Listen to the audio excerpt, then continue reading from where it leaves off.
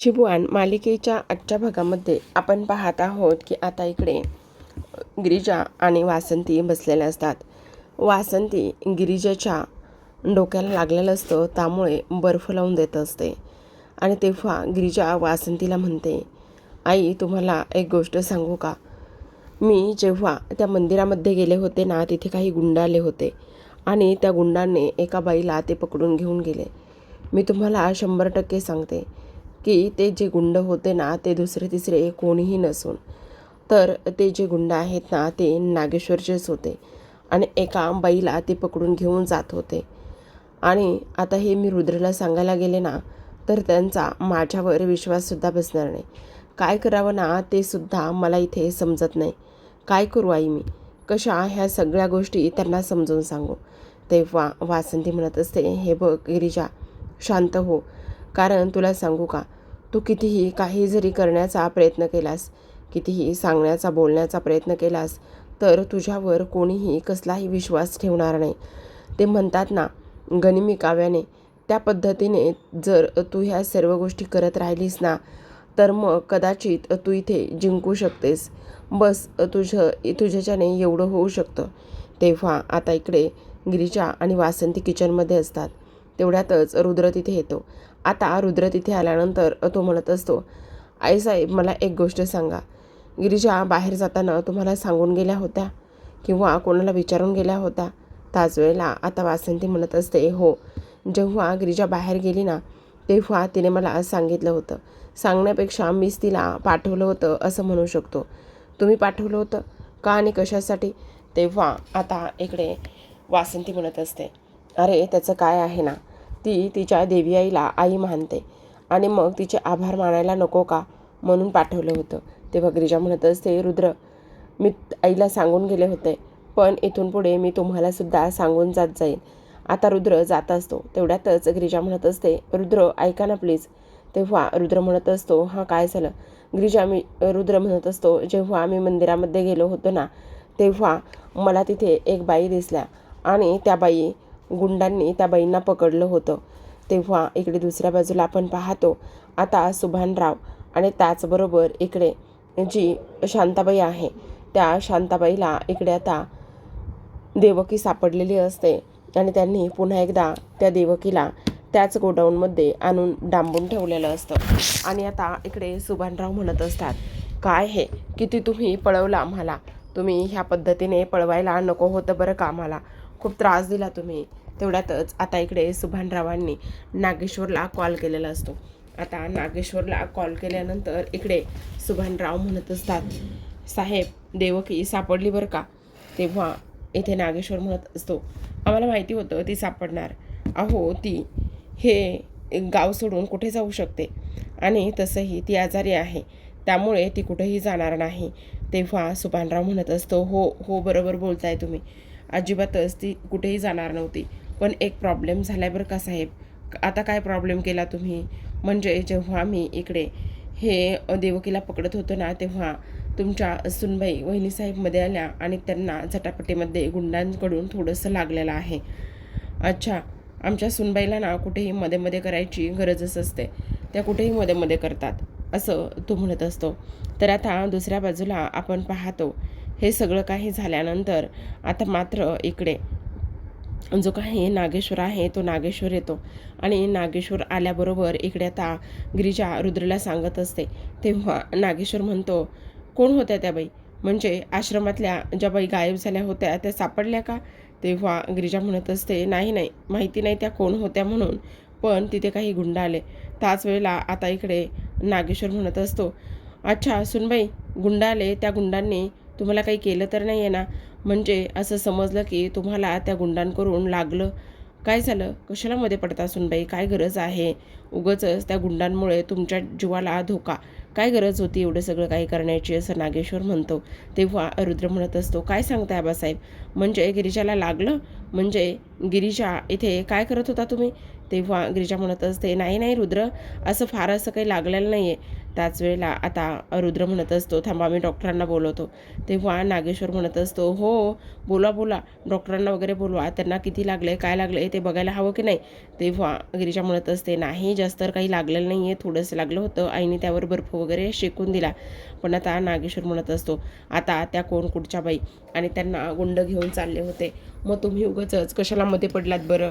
जे काही असेल ते त्यांचं त्यांनी बघून घेतलं असतं ना. आता इकडे जो रुद्र आहे तो म्हणत असतो, आबासाहेब पण मला एक गोष्ट सांगा, तुम्हाला कसं माहिती की त्या बाई कोण होत्या आणि त्यांना गुंड वगैरे घेऊन चालले होते. तेव्हा लगेच आता इकडे जो नागेश्वर आहे तो म्हणत असतो, त्याचं काय आहे ना, सगळ्या गोष्टीची खबर आणि हे सगळं आम्हाला ठेवावं लागतं चिरंजीव. सुनबाई आहेत त्या आमच्या, मग त्यांची काळजी आम्हाला नसणार आहे का, असं तो म्हणत असतो. पण काय आहे ना गिरीजा, ह्या असल्या गोष्टीमध्ये पडत जाऊ नका. कमीत कमी नवऱ्याचा तरी विचार करा. अहो त्यांचं तुमच्यावर किती प्रेम आहे आणि उद्या तुम्हाला जर काही झालं तर काय करायचं, असं मुद्दामच आता इथे तो बोलतो. आणि तेव्हा रुद्र पुन्हा एकदा रागाने निघून जातो. आता गिरिजा म्हणत असते, रुद्र प्लीज माझं ऐकून तरी घ्या. पण तोपर्यंत रुद्र तिथून निघून गेलेला असतो. आता तोपर्यंत रुद्र तिथून निघून गेल्यानंतर इथे नागेश्वर आणि गिरिजा एकमेकांकडे पाहतात. आता इकडे नागेश्वरने हे मुद्दाम केलेलं असतं, ही गोष्ट तर आता इकडे लक्षात आलेली असते. आणि ही गोष्ट लक्षात आल्यानंतर आपण पाहतो की आता लगेचच इकडे जो काही नागेश्वर आहे तो म्हणत असतो, सुनबाई जरा जपून पावलं टाका, कारण तुम्ही काय करताय ना हे तुम्हालासुद्धा कळलं पाहिजे. त्याच वेळेला आता गिरिजा एक मनामध्ये निश्चय करते आणि म्हणत असते, नाही आता मात्र मी ह्या नागेश्वरला सोडणार नाही आहे. हे रुद्रांचं माझ्यावर हळूहळू चिडणं कमी व्हायचं, तर ते चिडणं वाढतच चाललं आहे. काय करावं ना ते मला समजत नाही, असं सुद्धा आता इथे ती बोलू लागते. आता ह्या सगळ्या गोष्टी झाल्यानंतर दुसऱ्या बाजूला आपण पाहतो, उर्वशी आता तिच्या खोलीमध्ये असते. खूप भूक लागलेली असते, त्यामुळे बरेच काही चटरपटर ती खात असते. म्हणजे कुरकुरे वगैरे वेपर्स हे ते सगळं काही तिच्यापाशी असतं आणि ती खात असते. किती भूक लागलेली आहे ही गोष्ट तिच्या लक्षात येते. आणि हे सगळं काही खात असताना तेवढ्यातच आता तिथे गिरिजा येते. आता गिरिजा आल्यानंतर दरवाजा उघडते आणि म्हणत असते, आते सासूबाई. तेव्हा ती तिच्याकडे पाहते आणि म्हणत असते, तू इथे काय करतेस. तेव्हा गिरिजा म्हणत असते, खाली तुम्हाला सर्वांनी जेवायला बोलवलेलं आहे. तेव्हा ती म्हणत असते, नाही नाही मला जेवायचं नाही आहे. तेव्हा गिरिजा म्हणत असते, अहो असं काय करताय, तुम्हाला जेवायला तर यावंच लागेल ना, चला बरं पटकन. तेव्हा पुन्हा एकदा ती म्हणत असते, तुला सांगितलं ना मला जेवायला यायचं नाही आहे म्हणून मला भूक नाही आहे. तेव्हा लगेच आता गिरिजा म्हणत असते, त्याचं काय आहे ना आत्ते सासूबाई, जो तोंडाला लागलेला घास आहे ना, कमीत कमी तो तरी पुसा, म्हणजे तुमचं पितळ भांडं उघडं पडणार नाही. तेव्हा उर्वशी पटकन तोंडाला लागलेलं खरकटं पुसून काढते. तर आता तेवढ्यात रुद्र आलेला असतो. रुद्रने जेवणाचं ताट भरून आणलेलं असतं. आता रुद्र येतो आणि म्हणत असतो, अगं आत्या चल ना जेवायला. तेव्हा उर्वशी म्हणत असते, नाही रुद्र प्लीज मला नाही जेवायचं आहे. अगं असं काय करतेस, सणासारखा सण आहे आणि जेवायचं नाही असं कसं म्हणतेस बरं, चल पटकन जेवायला चल. आता इकडे जी काही उर्वशी आहे ती मनातच म्हणत असते, अरे 15-20 मिनटं अगोदर तरी यायचं होतं ना, बोलवायलाच यायचं होतं तर. आता पोट तर ह्या कुरकुऱ्याने त्यांनीच तुडुंब भरले, आता मी कसं खाणार आहे बाहेर येऊन, हे सगळं ती आता इथे बोलू लागते. तेव्हा हे सगळं काही बोलत असताना आता गिरिजामध्ये मुद्दाम पडते आणि म्हणत असते, रुद्र तुम्ही एवढ्या प्रेमाने ताट भरून आणले ना, आणा इकडे मी आत्यांना भरवते. तेव्हा रुद्र म्हणत असतो, अगं आत्या तू खाल्ल्याशिवाय मी अजिबात खाणार नाही, नाही तुम्ही उपाशी राहील बरं का. तेव्हा गिरिजा म्हणत असते, रुद्र असं कसं मी तुम्हाला उपाशी राहून देईन, अजिबात नाही, तुम्हाला सुद्धा उपाशी राहू देणार नाही. आणि सगळ्यात महत्त्वाचं म्हणजे इथे मी आत्यांना सुद्धा उपाशी राहू देणार नाही. काही झालं ना तरी मी ते स्वतःच्या हातानेच त्यांना घास भरवणार आहे. असं म्हणून आता गिरिजा इथे लगेचच उर्वशीच्या बाजूला बसते आणि प्रेमाने तिला घास भरवत असते. तेव्हा उर्वशी तिला पाहते. तेव्हा गिरिजा मनातच तिला तिला म्हणत असते, त्याचं काय आहे ना, तुम्हाला एक गोष्ट सांगू का आत्या, मला माहिती आहे माझ्यामुळे तुम्हाला त्रास होतोय, पण इथे काही जरी झालं ना तरीसुद्धा तुम्हाला मी माझ्या हातानेच भरवणार आहे. आणि मला माहिती आहे ना तुम्ही माझ्यावर रागवलात रुसलात, पण असू दे, मला त्याने काय फरक पडत नाही.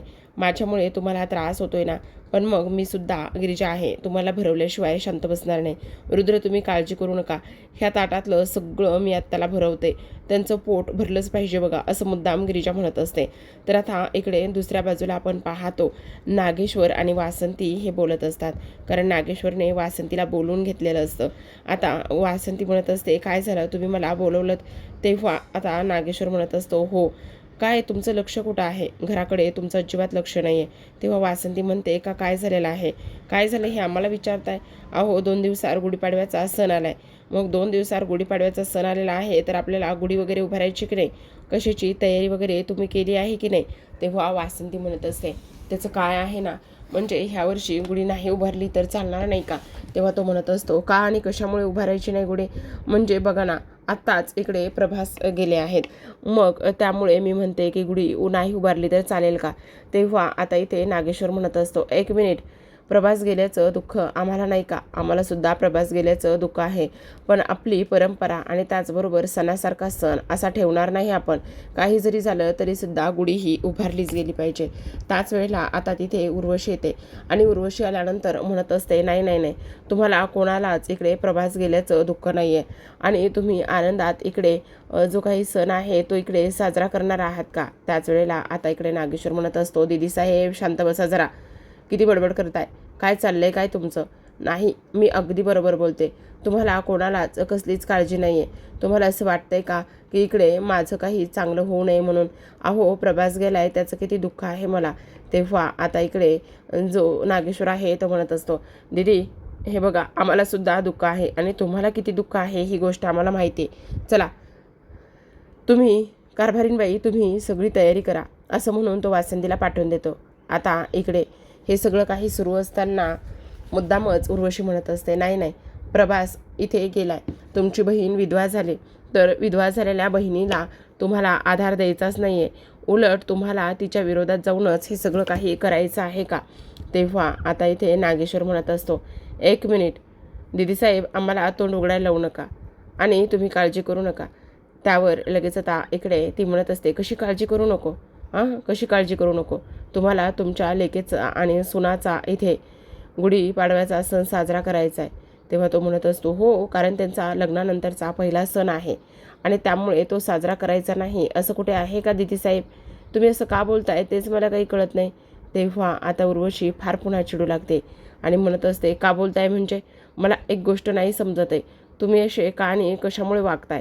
हे बघा, असं वागणं बरोबर नाही आहे, तुम्ही फार चुकीचं वागताय, असं सुद्धा आता इकडे उर्वशी म्हणत असते. त्याच वेळेला नागेश्वर आता खूप जास्त रागवतो आणि म्हणत असतो 1 मिनिट, तुमचं काय चाललंय? तुम्हाला असं वाटतंय का की इकडे प्रभातचं दुःख फक्त तुम्हाला आहे? आणि त्याहूनही सगळ्यात महत्त्वाची गोष्ट म्हणजे तुम्ही आत्तापर्यंत काय काय केलं आहे आणि काय काय नाही, ह्या गोष्टीबद्दल मला काही केल्या तुम्ही तोंड उघडायला लावू नका दीदीसाहेब. उगाच शांत बसा. तुम्हाला जर हा सण साजरा करायचा नसेल, ह्या सणामध्ये सहभागी व्हायचं नसेल ना, तर गपगुमानं उगाचच तुमच्या खोलीत बसा आतून कडी लावून, असं सुद्धा नागेश्वर स्पष्टपणे आता उर्वशीला बोलत असतो. तेव्हा उर्वशी आता काहीच बोलत नाही आणि नागेश्वर आता इकडे हे सगळं काही सुनावल्यानंतर उर्वशीला राग आलेला असतो, कारण तिला असं वाटत असतं की इकडे गिरिजानेच खून केला आहे आणि तिला इकडे शिक्षा झालीच पाहिजे, असं इथे तिचं म्हणणं असतं आणि त्यामुळे ती आता नागेश्वरबद्दल हे सगळं काही बोलते. दुसऱ्या बाजूला आपण पाहतो की आता इकडे वासंती आणि गिरिजा म्हणत असते गिरिजाला, वासंती कारण तुला इकडे गुढी उभारण्याचा मान दिला आहे. तेव्हा गिरिजा म्हणते मला एक गोष्ट कळत नाही आईसाहेब, आबासाहेबांनी मला गुढी उभारण्याचा मान का बरं दिला असेल? तेवढ्यातच रुद्र तिथे येतो आणि तो म्हणत असतो कारण ते माझे आबासाहेब आहेत, ते खूप मोठ्या मनाचे आहेत आणि ते कोणालाही सहज माफ करू शकतात, ते तुम्हाला कळणार नाही, असं रुद्र स्पष्टपणे म्हणत असतो. तेव्हा लगेच वासंती म्हणत असते हे बघ रुद्र, आता तुमचा लग्न झाल्यानंतरचा पहिला सण आहे, त्यामुळे आनंदाने गुढी उभारा आणि त्याहूनही सगळ्यात महत्त्वाची गोष्ट सोबत उभारा. आता इकडे गिरिजा रुद्रशी बोलण्याचा प्रयत्न करते, पण तरीसुद्धा इकडे रुद्र तिच्याशी काहीच बोलत नाही. तेव्हा रुद्र म्हणत असतो गिरिजा, मला एक गोष्ट सांगायची तुम्हाला. खरं तर तुम्ही प्रत्येकाबद्दल जो काही गैरसमज निर्माण करून घेतला आहे ना, तो मनातून काढून टाका. दुसऱ्या बाजूला आपण पाहतो देवकी थोडीशी झोपलेली असते, पण नागेश्वर मुद्दाम तिच्या जवळ जातो आणि मुद्दामच म्हणत असतो काय करावं, माझ्या पाडसाला आज झोपच येत नाही आहे. झोप येत नाही आहे का? झोप येत नाही आहे का? असं सुद्धा इकडे आता नागेश्वर म्हणत असतो आणि गाणं म्हणायला सुरुवात करतो निंबोणीच्या झाडामागे. आणि तेव्हा लगेच आता इकडे वासंतीचे डोळे खाटकन उघडतात आणि डोळे खाटकन उघडल्यानंतर पदराने घाम आणि तोंड दोन्ही पुसत असते आणि चेहरा बाजूला फिरवते. कारण नागेश्वर किती कपटी कटकारस्थानी आहे हे सगळं तिला माहिती आहे. तेव्हा नागेश्वर म्हणत असतो, काय मग पळून गेली होतीस ना? अगं कितीही आणि कशीही जरी पळून गेलीस ना तरीसुद्धा पुन्हा पुन्हा तुला ह्या नागेश्वरच्याच जाळ्यामध्ये यायचं आहे. हा जोपर्यंत नागेश्वर आहे ना तोपर्यंत तू तू कुठेही पळू शकणार नाहीस. उलट तुला एक गोष्ट आणि एक काम करायचं आहे. तुझी मुलगी कुठे आहे, काय आहे, ह्याच गोष्टी तू मला सांगायच्यास. जोपर्यंत तू मला सांगत नाही तोपर्यंत मी शांत बसणार नाही, असं म्हटल्यानंतर नागेश्वर निघून जातो. आता नागेश्वर तिथून निघून गेल्यानंतर पुन्हा शांताबाईला इथे सक्त ताकीद देऊन ठेवलेली असते. तर इकडे गिरिजा म्हणत असते, तुम्हाला सांगू का आईसाहेब, बघितलं ना, आत्तासुद्धा रुद्रचा राग माझ्यावरचा कमी होण्यापेक्षा दररोज वाढतच चाललाय. तेव्हा वासंती म्हणत असते, हे बघ गिरिजा, तू काळजी करू नकोस, कारण तुला एक गोष्ट सांगू का, रुद्र खूप हळवा आहे ग.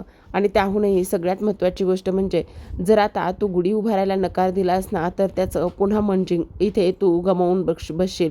कारण त्याच्या बापावर फार जीव आहे, आत्यावर सुद्धा फार जीव आहे. त्यामुळे त्याच्यासारखं मनानेच वागायला शिक. गिरिजा, तुला एक गोष्ट सांगू का, हे बघ अशा पद्धतीने जर तुला वागायला येत नसेल तर गनिमी कावा कर आणि गनिमी कावाने इथे तू त्यांना सडेतोड उत्तर दे. तेव्हा गिरिजा म्हणते, म्हणजे नेमकं काय करू? हे बघ काही जरी झालं ना तरीसुद्धा रुद्राचं हळूहळू मन तुला जिंकायचं आहे, हळूहळू त्याचा राग तुला कमी करायचा आहे. आणि त्याहूनही सगळ्यात महत्त्वाचं म्हणजे नागेश्वरच्या विरोधात उभं राहून तुला पुरावेसुद्धा मिळवायचे आहेत, असं सुद्धा आता इकडे वासंती म्हणते आणि सांगत असते. तेव्हा गिरिजा म्हणत असते, आईसाहेब तुम्ही अजिबात काळजी करू नका. काही जरी झालं ना तरीसुद्धा इकडे मी आता जो नागेश्वर आहे त्याला त्याच्याच पद्धतीने उत्तर देईल आणि काही झालं तरी रुद्रला आम्ही जिंकूनच राहील, कारण ही गिरिजा आहे.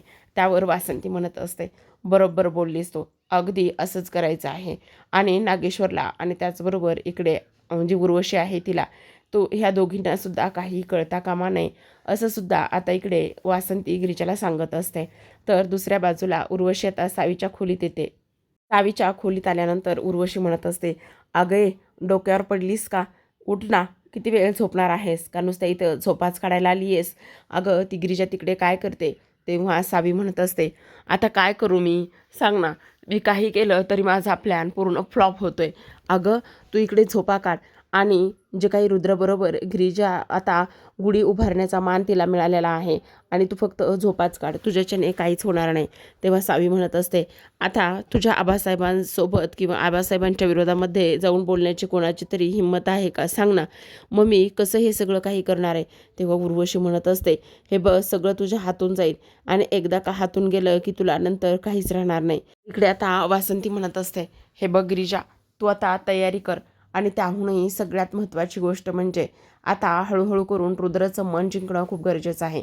तेव्हा गिरिजा म्हणत असते, पण एक गोष्ट लक्षात येते का साहेब तुमच्या, खरं तर ह्या घराची गुढी उभारण्याचा खरा मान ह्या घराची वारसदार तिला आहे आणि मला नको हे मान. तेव्हा आता वासंती म्हणत असते, तू चुकीचा विचार करतेस बाळा. खरं पाहायला गेलं तर तो मान तिचा आहे, पण आता ती इथे नाही आहे. तू ह्या घरची सून आहेस, मग गुढी उभारण्याचा मानसुद्धा ह्या घरच्या सुनेलाच मिळायला पाहिजे ना. ही गोष्ट तुला समजत नाही का? त्याच वेळेला इकडे आता उर्वशी सावीला भडकवत असते, कारण आतापर्यंत उर्वशीची कुठे डाळ शिजलेली नसते, त्यामुळे आता सावीला गाठते आणि सावीला म्हणत असते, काही जरी झालं ना तरीसुद्धा रुद्र आणि त्याचबरोबर गिरिजा ह्या दोघांनीही गुढी अजिबात उभारायची नाही, असं स्पष्टपणे सांगण्यात आलेलं असतं. त्याच वेळेला आता सावी म्हणत असते, आत्या तू अजिबात काळजी करू नकोस. काही जरी झालं ना तरीसुद्धा मी गिरिजाला रुद्रबरोबर इथे गुढी उभारायला चान्सच देणार नाही, असं म्हणत असते. तर आता प्रेक्षकांनो, असं म्हटल्यानंतर आजचा भाग इथेच संपतो. उद्याचा भागसुद्धा तेवढाच इंटरेस्टिंग असणार आहे, कारण इथे आता गुढी उभारण्याचा कार्यक्रम किंवा गुढी उभारण्याचा मान जो गिरिजा आणि त्याचबरोबर रुद्र ह्या दोघांना मिळालेला असतो. गिरिजाने ठरवलेलं असतं, आज काही झालं तरी रुद्रचं मन मी जिंकणार. त्यामुळे रुद्र तर कमाल दिसतो, सोबतच गिरिजाने फेटा लावल्यामुळे नाकात नथ आणि अगदीच पारंपरिक लुक केल्यामुळे ती खूप जास्त कमाल दिसत असते. आता इकडे गिरिजा रुद्रसमोर उभी राहते आणि त्याला म्हणत असते, रुद्र मला माफ केलं ना, कमीत कमी आजच्या दिवशी तरी माफ करा. आज गुढीपाडव्याचा सण आहे, इथून पुढे मला ह्या आपल्या नवीन नात्याची सुरुवात करायची आहे. त्यासाठी हे गुढीपाडव्याचा सण साजरा करणं आणि त्याहूनही सगळ्यात महत्त्वाचं म्हणजे माझ्या रुद्राचं मन जिंकणं फार गरजेचं आहे, असं म्हणून रुद्र बाजूला निघून जातो आणि तिच्याच बाजूला उभा राहून आता इकडे तो ढोल वाजवत असतो आणि गिरिजाकडे हसत असतो. तेव्हा गिरिजा आता रुद्रला म्हणत असते, रुद्र खरं खरं सांगा, म्हणजे तुम्ही मला माफ केलं ना? आणि तेव्हा लगेच रुद्र आता इशाऱ्यानेच तिला हो म्हणत असतो. आता सावी आणि उर्वशीचा प्लॅन पुन्हा एकदा फ्लॉप झालेला असतो. तर प्रेक्षकांनो, अशाच नवनवीन मालिकांचे अपडेट्स आणि त्याचबरोबर रिव्ह्यू जाणून घ्यायचे असतील, पाहायचे असतील तर नक्की चॅनलला सबस्क्राईब करा. भेटूयात पुन्हा एका अशाच नवीन रिव्ह्यूसोबत. तोपर्यंत पाहत रहा नशीबवान.